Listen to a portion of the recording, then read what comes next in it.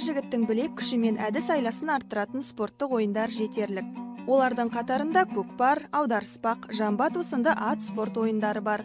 Бұл ойындар қазақтың төл дәстүрін, қазақылығын танытады.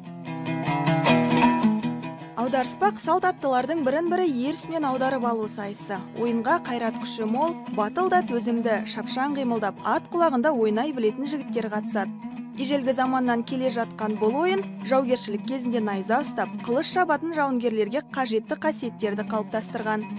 Аударыспақ қазіргі кезде де шопандар тойында, мерекелерде спорт ойынның бір түрі ретінде көрсетіліп жүр.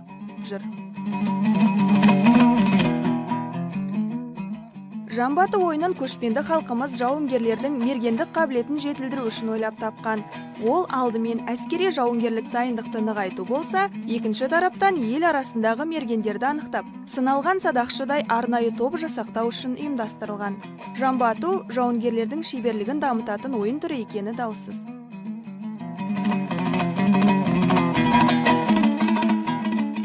Көкпар ұлттық ат спорты ойындарының бірі. Ойынның атауы көк бөрте деген сөзден шыққан. Көкпарға 4-5 жасар серкенің семізі таңдалған. Орташа салмағы 20-30 келідей болады. Басқа малдың терісі жыртылғыш болғандықтан көкпарға тартпайды.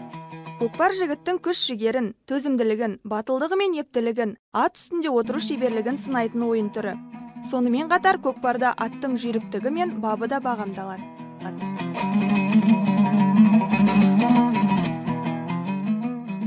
Аталған спорттық ойындардың барлығы да азаматтың бойындағы батылдықты, төзімділік пен табандылықты арттырады.